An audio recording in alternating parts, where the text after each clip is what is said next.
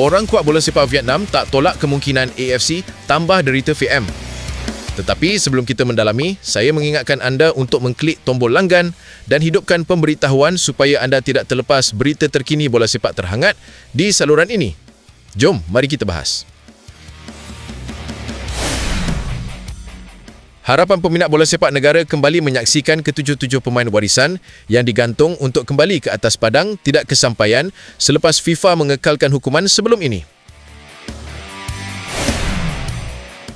Menerusi kenyataan pada Isnin, organisasi antarabangsa berkenaan menjelaskan rayuan dihantar Persatuan Bola Sepak Malaysia, VM, tidak diterima. Ini sekaligus menyaksikan denda CHF 2,000 atau RM10,000 serta penggantungan 12 bulan ke atas pemain terlibat dikekalkan dengan VM turut diarahkan membayar CHF 350,000 atau RM1.9 juta kepada FIFA.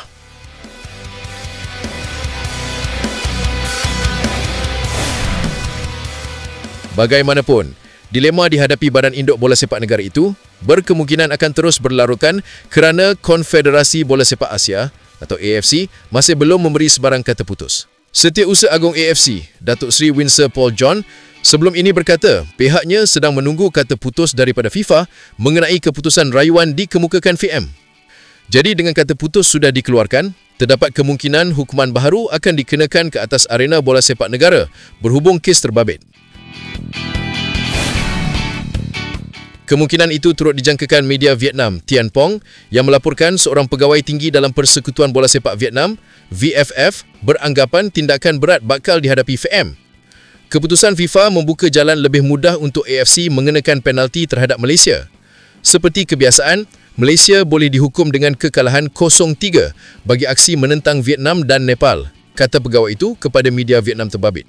Dua perlawanan yang berlangsung dalam kempen kelayakan Piala Asia 2027 itu menyaksikan penglibatan pemain warisan dihukum dengan semua daripadanya turun beraksi ketika berdepan Vietnam. Sekiranya hukuman tersebut dikenakan, peluang negara untuk melangkah ke pertandingan peringkat benua tersebut adalah semakin tipis walaupun kini menduduki tangga atasan kumpulan F. Namun jelas portal itu lagi, keputusan AFC masih akan dibuat berdasarkan perbincangan di Mahkamah Timbang Tara Sukan dengan VM sedang mengumpul maklumat untuk mengheret kes berkenaan. Proses membawa kes itu ke mahkamah memakan masa kira-kira sebulan sebelum perbicaraan bermula. Keputusan akhir hanya dikeluarkan kira-kira dalam masa 3 bulan.